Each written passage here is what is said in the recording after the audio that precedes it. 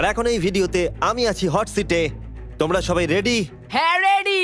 Ready Freddie. Jimmy, তোমার কি সত্যিই মনে হয় হার্শিস জঘন্য খেতে?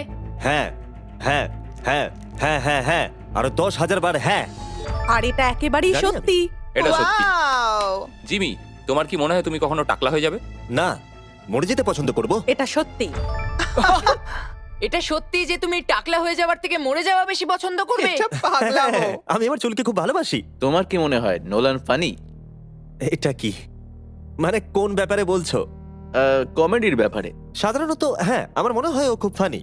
এটা একদম হ্যাঁ সত্যি। ঠিকই তো। ঠিক আছে ঠিক আছে, না, মানে- এটা কি হলো? এই প্রশ্ন কেন এখন বারবার part জিজ্ঞেস করা 2 হচ্ছে? সেটা হলো নোলান কি চ্যানেলের থেকেও বেশি ফানি? এই মানে বলেছে। আমার থেকে? তুমি ওর থেকে বেশি মজার মানুষ, কিন্তু ওর বোকা মতে বেশি মজা পাওয়া যায়। আর মাঝে মাঝে তো ও অদ্ভুত করে, তাই মজা লাগে। তাই তোমরা দুজনেই ফানি, কিন্তু ঠিক আলাদা আছে, রকমের। এসব কথা বলার কোনো প্রয়োজন নেই। তুমি শুধু বলো হ্যাঁ কি না। নোলান কি চ্যান্ডেলের থেকে বেশি ফানি? মানে আমি বলতে চাইছি যে হয়তো না। তুমি মন থেকে ভেবে এটা একদম সত্যি বলছো।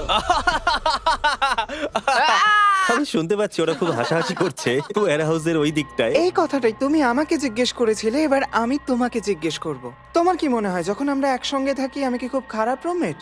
হ্যাঁ, কারণ তুমি আমাকে বাজে রুমমেট বলো, কিন্তু আমি তা নই। এটা সত্যি। আমি জানতাম এটা সত্যি হবে, আমি জানতাম। এটা কিন্তু ঠিক তার বলেছে। কারণ আমি যখন বেরিয়েছিলাম ও আমার উপর রেগেছিল, হ্যাঁ, সেই জন্য একদম বলি। ঠিক আছে, আমি একটা সহজ প্রশ্ন জিজ্ঞেস করছি। তুমি কি তোমার ভিডিওতে ফেক জিনিস করো? আহ, না।